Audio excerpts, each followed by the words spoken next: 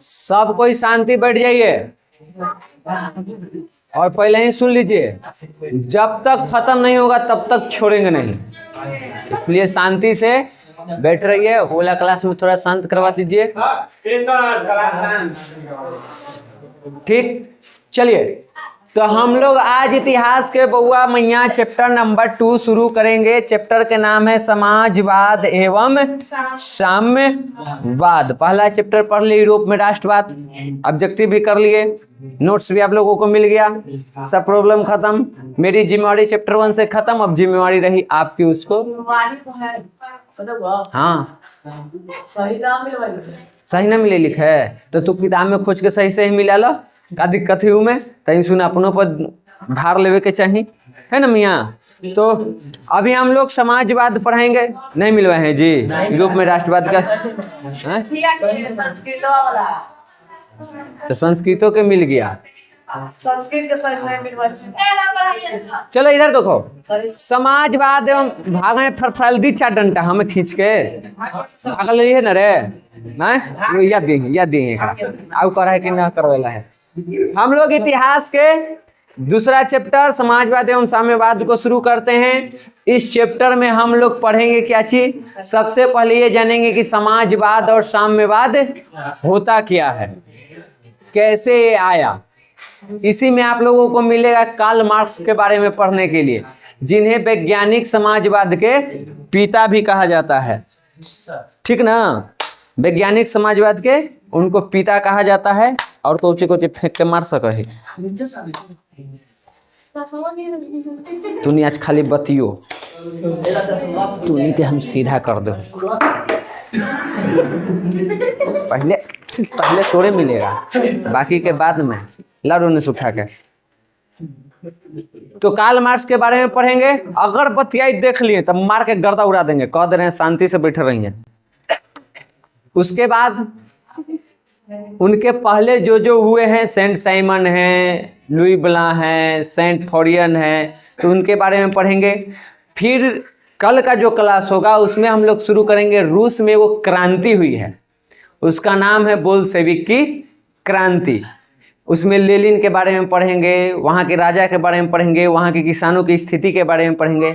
लेकिन आज का जो हमारा क्लास है उसमें पूरा फोकस रहेगा कि समाजवाद क्या होता है, साम्यवाद क्या होता है, कार्ल मार्क्स कौन थे, उन्होंने क्या किया है, उनके पहले जो आए थे वो कौन थे, क्या किए, समाजवाद के विकास कैसे हुआ, इन सारे चीज़ों को आज हम इस क्लास में डिस्कस करेंगे।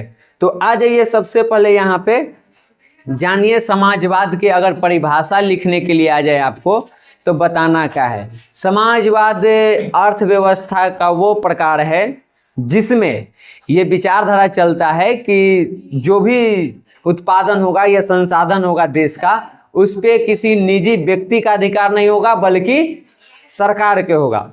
सिंपल भाषाएं बोले तो समाजवाद का मतलब होता है कि देश में कुछ भी प्राइवेट नहीं होगा, सब कुछ क्या होगा, सरकारी होगा। यही है समाजवाद, एक भाषा में, समझ गए।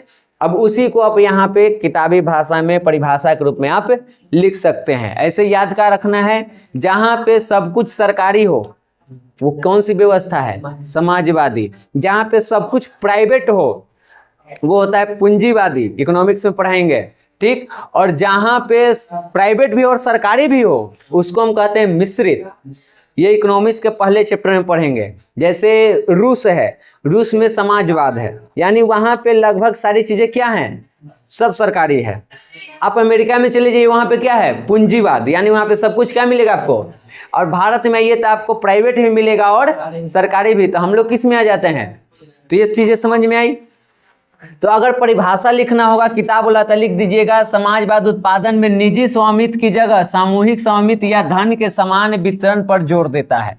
यानी इसमें कोई एक व्यक्ति मालिक नहीं होगा। इसको हम ऐसे भी कह सकते हैं कि समाजवादी व्यवस्था एक ऐसी व्यवस्था है जिसके अंतर्गत उत्पादन के सभी साधन, जो भी उत्पादन होता है उन सब पर कारखाना है उस पर, या जो भी चीजें हैं सब पर किसका अधिकार रहता है? सरकार का। यानी सब कुछ क्या रहेगा? सरकारी रहेगा। इस व्यवस्था में क्या किया जाता है? निजी लाभ को हटाया जाता है और ऐसा काम किया जाता है जिससे कि समाज के प्रत्येक व्यक्ति को फायदा हो। ये दोनों वर्गहीन समाज की बात करता है, ये वाला और ये वाला, ठीक। यानी समाज में कोई वर्ग नहीं होना चाहिए। होता है ना कि अमीर है, गरीब है, फलना जात है, ये है, वो है, कुछ नहीं होगा, सब एक समान होगा। तो समाजवाद किसी भी वर्ग को नहीं मानता है, वो वर्गहीन समाज की बात करता है। सबका बराबर अधिकार हो, सबका विकास हो, सब कुछ गवर्नमेंट के कंट्रोल में हो। जहाँ पे ये सारी विचारधाराएं आपको मिलेगा वही क्या कहलाता है? समाजवाद को समझने में कोई दिक्कत? मैया समाजवाद समझ में आया? जहाँ सब कुछ सरकार के कंट्रोल में हो, सरकारी हो, वो क्या कहलाता है? समाजवाद। और समाजवाद के जैसा ही एक और चीज होता है, उसका नाम है साम्यवाद। दोनों एक ही जैसा है, लेकिन इन दोनों में थोड़ा सा के अंतर है।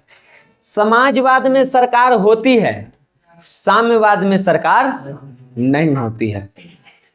बात दोनों सेम करेगा। सब पर जनता के अधिकार होना चाहिए, प्राइवेट कुछ भी नहीं होना चाहिए, लेकिन इसमें सरकार होती है और इसमें सरकार नहीं होती है। इसमें पूरा कौन कंट्रोल करेगा?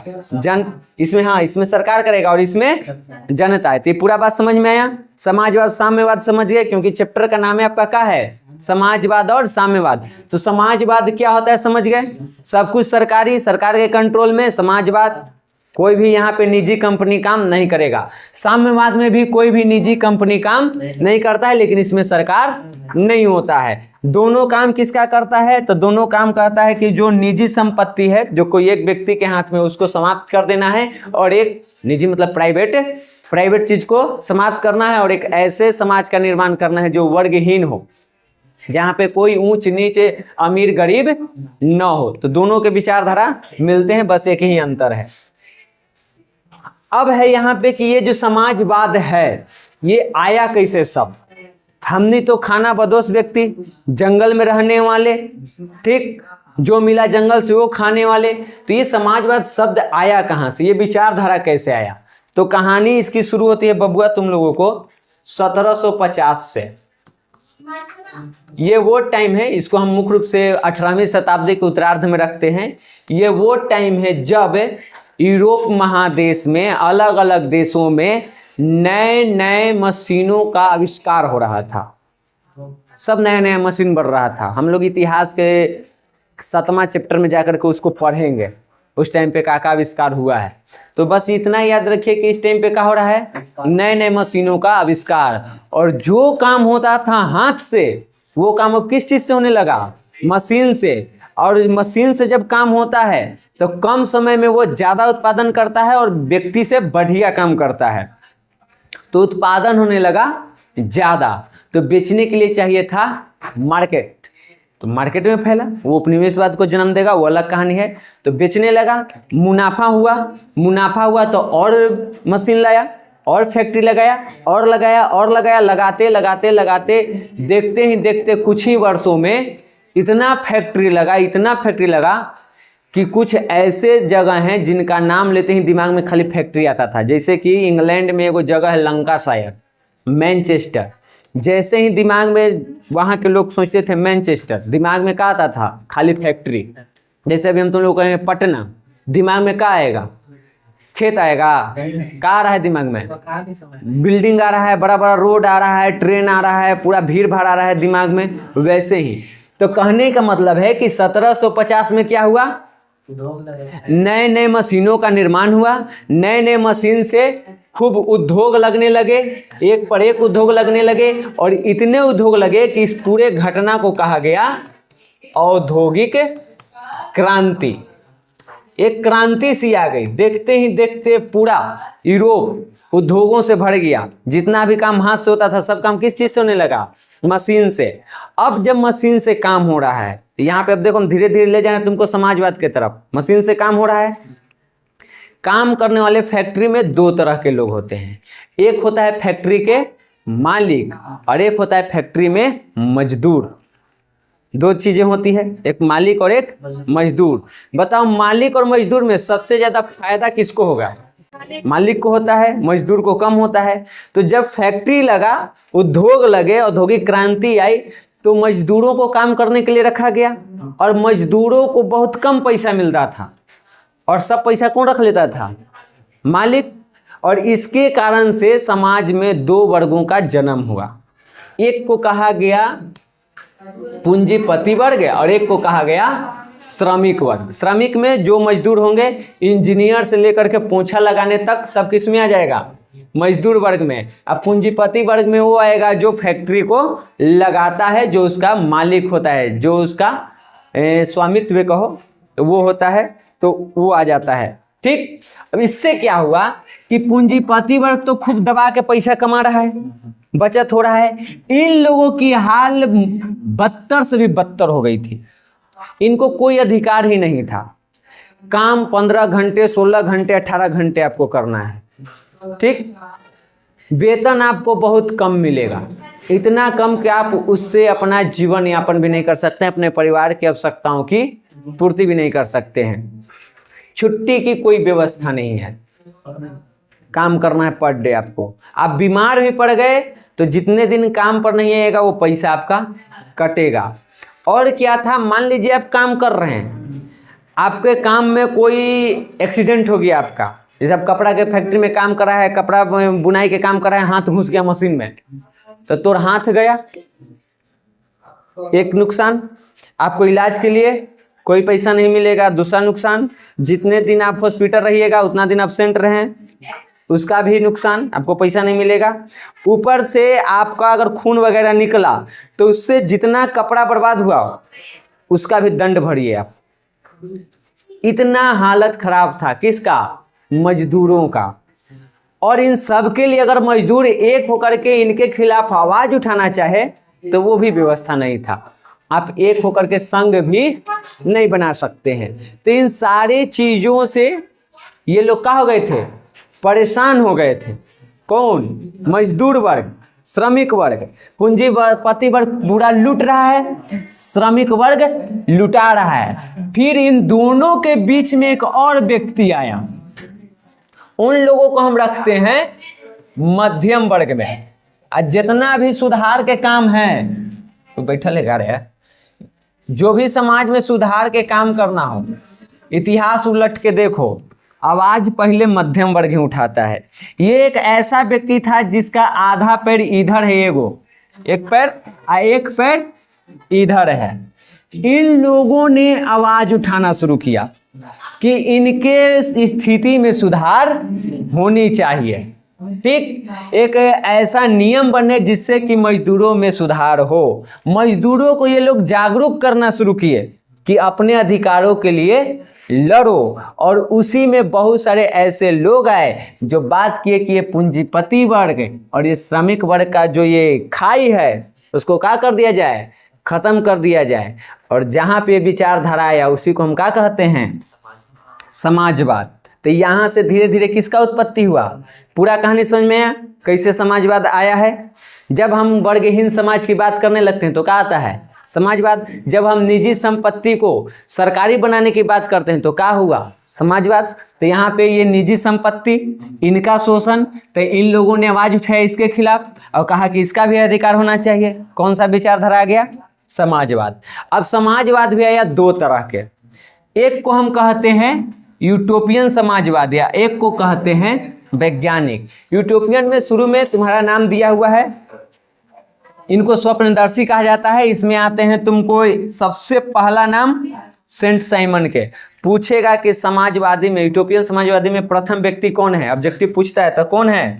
Saint Simon. उसके बाद चार्ल्स फॉरियर, फिर लुई ब्लां, फिर रॉबर्ट ओवन के नाम आता है। तो ये तो नाम जान गए। सबसे पहले हम जानेंगे कि यूटोपियन समाजवादी होता क्या है। यूटोपियन समाजवादी के मतलब है कि ये लोग ख्वाब में जीते थे। ये जितना भी नाम देख रहा है ना, ये लोग ख्वाब में रहते थे। उसका नाम है दूसरा स्वप्नदर्शी, सपना दिखाने वाले, जो कि कभी भी हकीकत नहीं हो सकता है। ये सपना दिखाते थे, बात करते थे इस बात पे कि समाज में प्रत्येक व्यक्ति को मिल के रहना चाहिए और प्रकृति ने जो भी दिया है हमें उसको मिलजुल के उसका यूज करना चाहिए। कोई ज़्यादा कोई कम ना करे, सब बराबर करे। बताओ क्या ये चीज़ होने वाली है? समाज में हर युग में एक ऐसा व्यक्ति आएगा जो ज़्यादा यूज करेगा और कुछ ऐसे भी लोग आएंगे जो उससे वंचित रहेंगे, कम यूज करेंगे। तो ये लोग ख्वाबों में जीते थे, आदर्शवादी बात करते थे अच्छे कि हमने सब मिल के रहते हैं, एक वर्गहीन समाज का निर्माण करते हैं, सब कोई मिलजुल के प्रकृति के संसाधनों का दोहन करेंगे, उसका यूज करेंगे। और ये कभी होने वाला नहीं है। इसीलिए इन सभी लोगों को क्या कहा गया है? यूटोपियन कहा गया है। ठीक, इसमें पहला नाम तुमको क्या बताएं? Saint Simon. अभी वाला जो विचारधारा बताएं स्वप्नदर्शी वाला, सबसे पहले इन्हीं के विचारधारा था। उसके बाद है चार्ल्स फोरियर। चार्ल्स फोरियर्स जो है वो औद्योगिकवाद के विरोधी थे। ये जो उद्योग एक पर एक लग रहा था ना, कहते थे कि ये जो जन्म हुआ इन दोनों का, इसका कारण क्या है? ये उद्योग। अगर हम इसको ही खत्म कर दें तो इसका जन्म ही नहीं होगा, इसका विकास ही नहीं होगा। तो मजदूरों किसानों कहते थे कि आप छोटे स्तर पे काम करिए, ये बड़े बड़े फैक्ट्री में आने की जरूरत नहीं है, आप आते हैं तभी आपका शोषण होता है। लेकिन इनका भी विचारधारा उतना चला नहीं। फिर आए तुम्हारा कौन? लुई ब्लां। ये एक ऐसे व्यक्ति हैं जो राजनीति में भी थे, यानी सरकार में भी हैं और श्रमिक वर्ग के पक्ष में भी है, समाजवाद की बात भी कर रहे हैं। तो इन्होंने कई सारे नियम बनाए थे ताकि इन लोगों को कुछ राहत मिले, लेकिन कोई खास सुधार नहीं हुआ था। उसके बाद एक व्यक्ति आता है, ये इसमें से जितना भी नाम बताए सब फ्रांस के हैं। एक व्यक्ति है जो कहाँ के है? ब्रिटेन के, इंग्लैंड के, और उसका नाम क्या है? Robert oven. ये एक बिजनेसमैन है, यानी कौन है? पूंजीपति वर्ग का व्यक्ति। लेकिन समर्थक किसका है? समाजवाद के। कैसे समर्थक बना, उसके पीछे कहानी है। इसने क्या किया कि ब्रिटेन में एक जगह है, जगह का नाम है स्कॉटलैंड। ठीक, स्कॉटलैंड नाम है। वहां पे भी एक जगह है, उसका नाम है न्यू लुनार्क। स्कॉटलैंड में, ब्रिटेन में स्कॉटलैंड है, स्कॉटलैंड में क्या है? न्यू लुनार्क। वहां पे रॉबर्ट ओवन ने लगाया अपना एक फैक्ट्री लगाया, और बाकी के जो पूंजीपति वर्ग थे वो श्रमिकों का क्या कर रहे थे? शोषण। इसने क्या किया?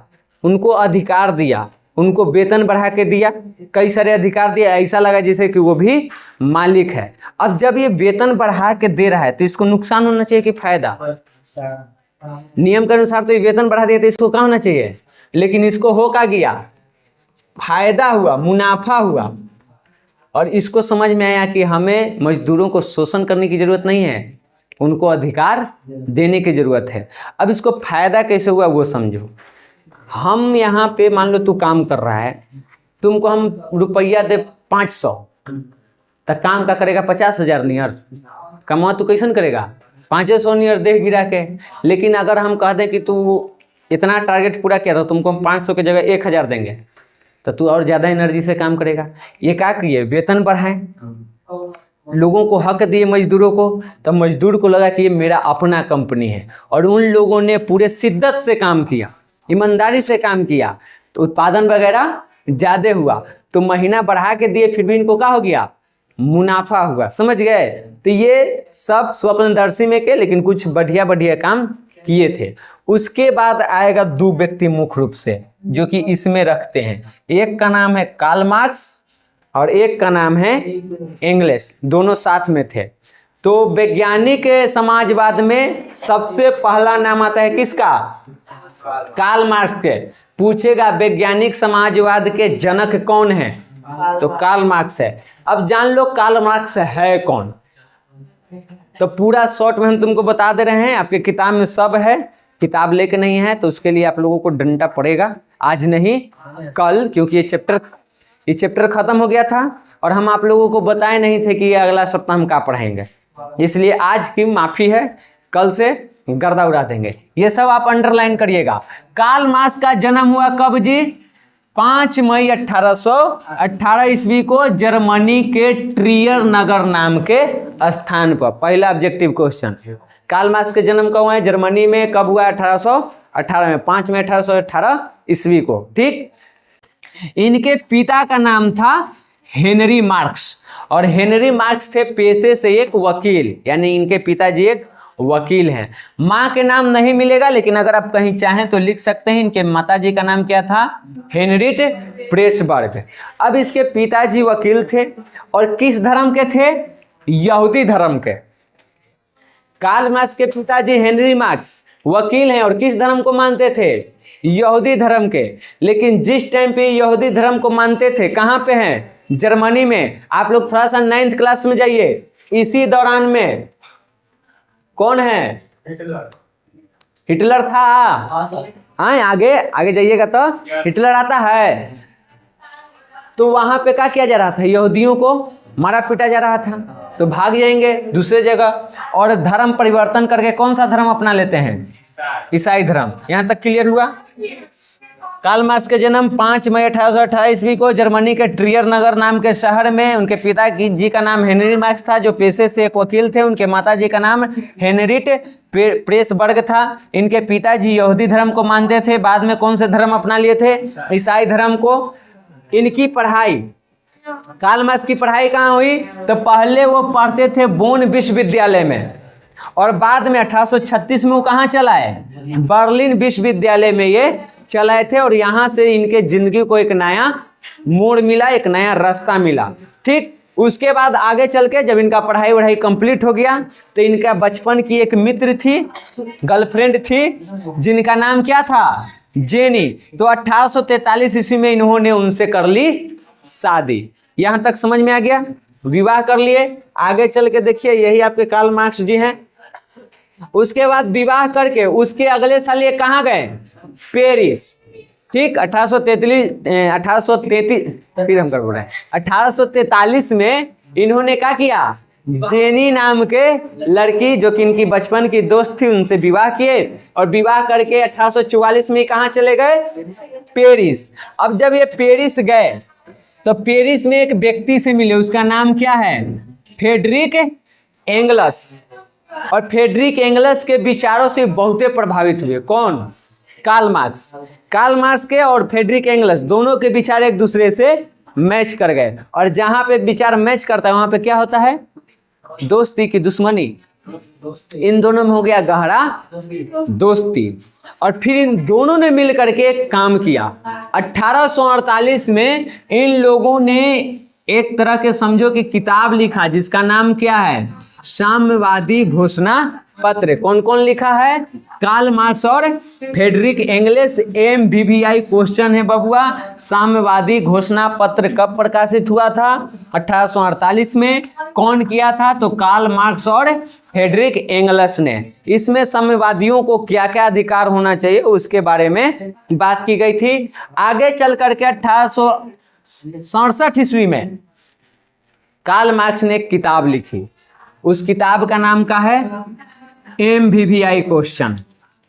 दास कैपिटल के लेखक कौन है? Karl marks. दास कैपिटल कब लिखा गया है? 1867 में। कार्ल मार्क्स ने कौन सी किताब लिखी है? Das Kapital. और इसको समाजवादियों का बाइबिल कहा जाता है। MBBI question. समाजवादियों का बाइबिल किसे कहा जाता है? दास कैपिटल को। अब आएगा कि बाइबिल है का। जैसे हमारे धर्म में रामायण है, भागवत गीता है, पवित्र किताब, वैसे ही ईसाइयों में होता है बाइबिल, पवित्र किताब। और वैसे ही समाजवादियों के लिए सबसे महत्वपूर्ण, सबसे पवित्र किताब कौन सा है? Das Kapital. इसकी तुलना किससे किया जाता है? बाइबिल से। कि जैसे ईसाई का बाइबिल है, जैसे हमारा रामायण है, वैसे ही समाजवादी व्यक्तियों के लिए क्या है? Das Kapital. अगर आप ये कहते हैं कि हम सनातनी हैं, और अगर आप रामायण नहीं पढ़े, भागवत गीता नहीं पढ़े, तो आप सनातनी कहलाने योग्य नहीं है। उसी प्रकार अगर आप समाजवादी हैं और दास कैपिटल नहीं पढ़े हैं, तो आप समाजवादी कहलाने लायक नहीं है। समझ गए? तो इतना दूर में समझ में आ गया जी। साम्यवादी घोषणा पत्र कब लागू हुआ? 1848 में। कौन किया? कार्ल मार्क्स और फ्रेडरिक एंगल्स। दास कैपिटल के लेखक कौन है? Karl Marx. कब प्रकाशित किए? 1867 में। इसको क्या कहते हैं? तो समाजवादियों का बाइबल। घोषणा पत्र में होता है मैया कुछ बातें बताई जाती है, जैसे इसको इसे समझो, जब हमने के चुनाव होता है तो हर पार्टी अपना घोषणा पत्र निकालता है, अंग्रेजी में उसको मैनिफेस्टो कहते हैं। घोषणा पत्र में वो बताता है कि जब हम सरकार में आएंगे तो आपके लिए क्या क्या काम हम करेंगे, हमारी क्या योजनाएं हैं। वैसे ही ये समाजवादियों का क्या है, घोषणा पत्र है, उसमें बताया गया है समाजवादियों का क्या क्या होना चाहिए, क्या क्या करने की जरूरत है। समझी? बाकी ये सब समझ में आया? एक सवाल और पूछ सकता है कि कार्ल मार्क्स किसके विचारों से प्रभावित थे? तो वो प्रभावित थे हीगल नाम के एक दार्शनिक है, उनके विचारों से। ठीक, उसके बाद अगर राजनीतिक और सामाजिक दर्शन में देखो तो और ये मॉन्टेस्क्यू और रूसो के विचारों से भी प्रभावित थे। यानी कार्ल मार्क्स 3 व्यक्ति को सबसे ज्यादा फॉलो करते थे। नंबर 1 पर कौन है? हीगल, सबसे ज्यादा इससे प्रभावित थे, इनके विचारों को मानते थे। उसके बाद मॉन्टेस्क्यू और रूसो, ये सब दार्शनिक है वहां के। समझ गई? यहाँ तक क्लियर? अब आगे बढ़ी, आगे आइए। अब देखिए, कार्ल मार्क्स ने अपना कुछ सिद्धांत दिया है। अब उन सिद्धांतों के बारे में तुमको नहीं पढ़ना है, खाली उसका नाम याद रखना है।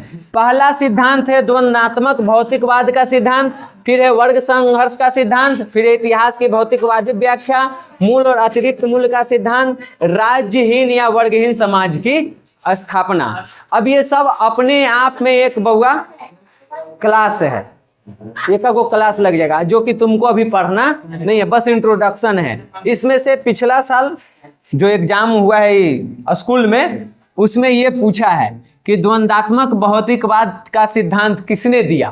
तो कार्ल मार्क्स दिया है। तो उस तरह से आपको इसमें से पूछ सकता है वर्ग संघर्ष का सिद्धांत किसने दिया है? राज्यहीन वर्गहीन समाज की स्थापना की बात कौन किया है? कार्ल मार्क्स किया है। तो ऑब्जेक्टिव खाली आपको यहाँ से बन सकता है, सब्जेक्टिव में बनेगा कि कार्ल मार्क्स के सिद्धांतों को लिखें। तो ये पूछेगा तुमको 4 नंबर में तो सब, और नहीं तो पूछेगा किन्हीं 2 सिद्धांतों को लिखे, तो इनमें से कोई 2 आप लिख सकते हैं। तो इस आधार पर देखिए तो आपको ये एग्जाम में इंपॉर्टेंट है, ऑब्जेक्टिव के लिए भी और सब्जेक्टिव के लिए भी। यहाँ तक क्लियर? तो बस आपको नाम याद रखना है, का है ना है वो आगे की क्लास में आप लोगों को पढ़ने को मिलेगा। उसके बाद हम लोग इतिहास को पढ़ते हैं प्राचीन काल, मध्यकाल, आधुनिक काल। कार्ल मार्क्स इसको अलग भाग में बांटते हैं। वो बांटते हैं पूरे इतिहास को 6 भाग में। 6 भाग में कौन कौन है? पहला है आदिम साम्यवादी युग। कार्ल मार्क्स के मानना है कि जब ये सृष्टि का निर्माण हुआ, मनुष्य की उत्पत्ति हुई, तो उस टाइम पे साम्यवादी युग था। अभी हम साम्यवादी के बारे में बताए हैं, कोई सरकार नहीं होती है, जो भी संसाधन उस पर जनता के बराबर का हक होता है। तो आप लोग थोड़ा सा जाइए इतिहास में एकदम पीछे, जब हम लोग खाना बदोश थे, खाने की तलाश में ढूंढने निकलते थे, खाने की तलाश में इधर उधर घूमते थे, तो हम लोग 10-15 लोगों का ग्रुप होते थे और सब कोई मिल करके जो भी मिला वो इकट्ठे लाते थे और सब कोई बराबर मिल बांट के खाते थे। तो क्या वो साम्यवादी था कि नहीं था? उसके बाद आया दासता युग। धीरे धीरे व्यवस्था बदली, जरूरतें बदली, राजा आया, गुलाम बना, और कौन सा युग आ गया? दासता युग। और दासता युग से आया फिर कौन सा? सामंती युग, यानी ये जमींदारी सब जिसको हम कहते हैं, तो उस लेवल का आया। और उसके बाद आया औद्योगिक क्रांति, और वो किस चीज में बदल गया? पूंजीवादी युग में। ठीक, और पूंजीवादी से एक नए चीज का विकास हुआ, किसका?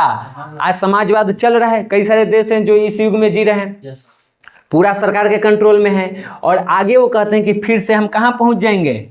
साम्यवादी में। यानी कि एक टाइम ऐसा आएगा जब मनुष्य फिर से कौन सा युग में जिएगा?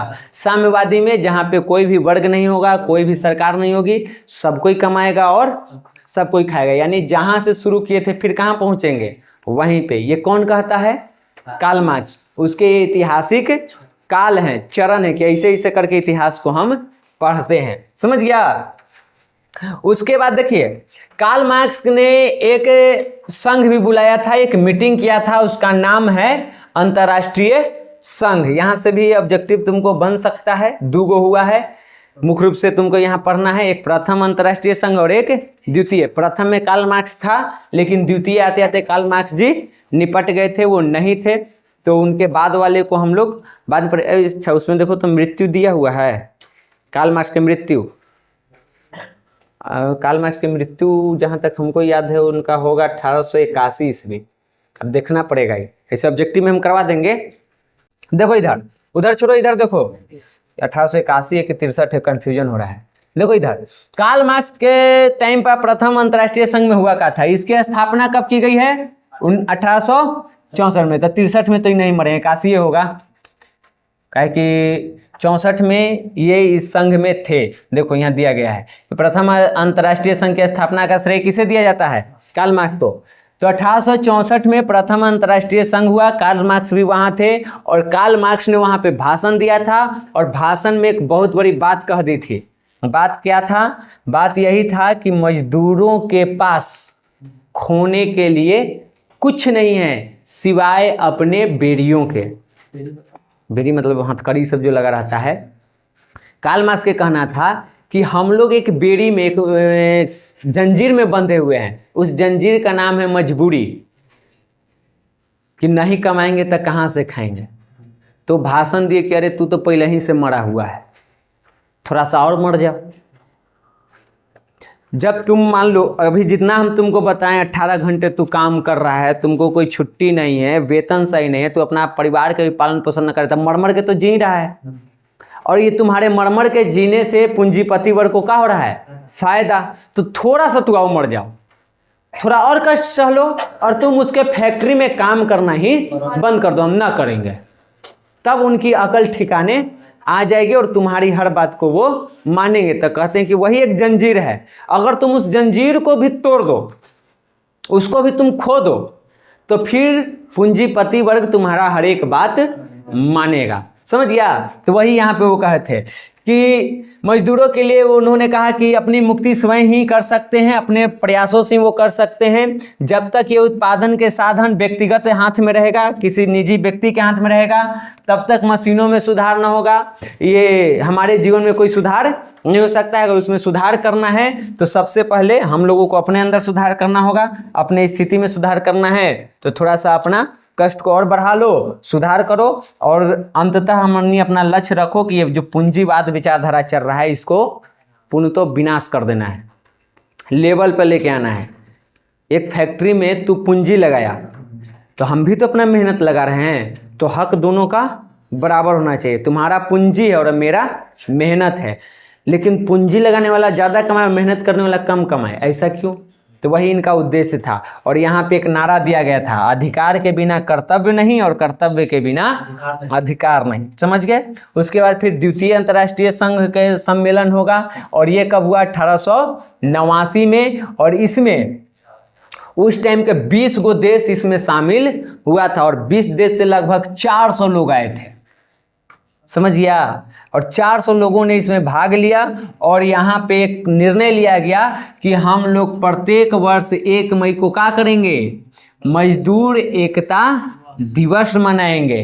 ठीक? और उस दिन से देखो तो आज तक 1 मई को अंतर्राष्ट्रीय मजदूर दिवस मनाया जाता है। ऑब्जेक्टिव क्वेश्चन MBBI है कि अंतर्राष्ट्रीय मजदूर दिवस कब मनाया जाता है? तो कब मनाते हैं? 1 मई को। ये कब निर्णय लिया गया? जब द्वितीय अंतर्राष्ट्रीय संघ हुआ 1889 में, तो उसी टाइम ये निर्णय लिया गया था। ठीक? उसके बाद इसी में एक और बात तय की गई कि मजदूरों का जो काम करने का समय हो कितना होना चाहिए? 8 घंटा। 16 घंटा 18 घंटा आप उससे काम नहीं करवा सकते हैं। कितना करवाइएगा? 8 घंटा। आज कहीं भी तुम नौकरी करने जाओ, कितना देर करना होता है? 8 घंटा। आप एक्स्ट्रा कर सकते हैं लेकिन उसका आपको पैसा मिलेगा। आपकी इच्छा पर है कि आपको करना है कि नहीं करना है। पहले आपकी इच्छा पर नहीं था, आपको करना पड़ेगा तो करना पड़ेगा। वेतन बढ़ा कर नहीं मिलेगा, आपको काम करना पड़ेगा। अब है कि आपकी इच्छा है तो आप 8 घंटा की जगह 12 घंटा भी कर सकते हैं और जैसे ही 12 घंटा करेंगे तो आपको 4 घंटा के पैसा मिलेगा। यानी मान लीजिए आपका वेतन है 30,000 रुपये। ठीक? 8 घंटा ड्यूटी के और आप प्रत्येक दिन काम के 12 घंटा, तो जैसे आप 12 घंटा काम करिएगा तो आपको महीना मिलेगा 45,000। 8 घंटा के 30,000 हुआ और 4 घंटा के आधा होगा तो 30 के आधा कितना हुआ? 15। तो आपको टोटल कितना मिलेगा? 45,000। समझ गए? नहीं तो मान लीजिए आप 4 दिन काम किए हैं ओवर टाइम, तो 4 दिन का पैसा आपको जोड़ कर मिलेगा 30,000 के हिसाब से। समझ गए? तो ये भी कहाँ निर्णय लिया गया था? द्वितीय अंतर्राष्ट्रीय संघ में, कि मजदूरों को काम करने का कितना होना चाहिए समय?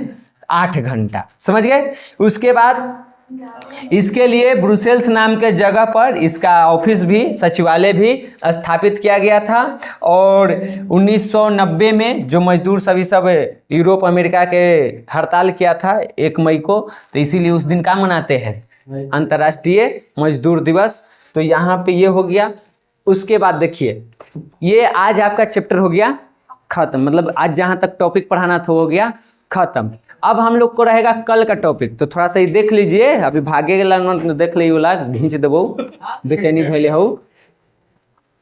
कल जब हम पढ़ेंगे तो ये सब शब्द आएगा तुमको, तो इस शब्द के बारे में आज ही जान लो।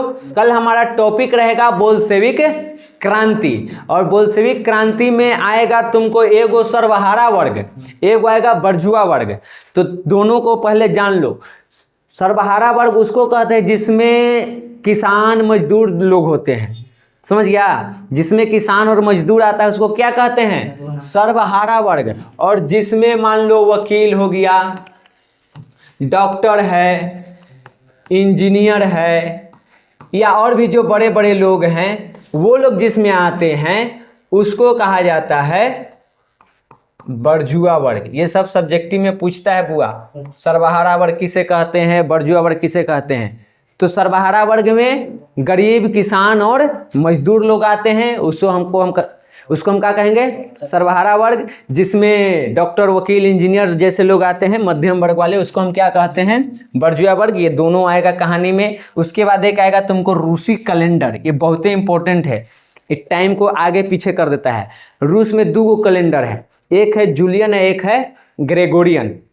तो एगो तो बंद हो गया है, पहले चलता था तुमको क्या चीज, जूलियन कैलेंडर, ठीक। लेकिन अब उसके जगह पे क्या चलता है, ग्रेगोरियन कैलेंडर। अब इसको पढ़ना क्यों जरूरी है, तो इसके पीछे कहानी है। इन दोनों के बीच में 13 दिन के अंतर है, यही प्रॉब्लम है। अब पिछला साल सेकेंड शिफ्ट में पूछा था कि ग्रेगोरियन कैलेंडर जूलियन कैलेंडर से कितना दिन आगे है, तो 13 दिन है, आपको याद रखना पड़ेगा, ठीक। 13 दिन आगे होने से ये हो जाता है कि जिस घटना को आपको पढ़ना चाहिए 1 फरवरी को, वही घटना दूसरे कैलेंडर से कहिया हो जाएगा 13 दिन आगे, तो 13 या 14 फरवरी को, तो आपको कन्फ्यूजन होगा।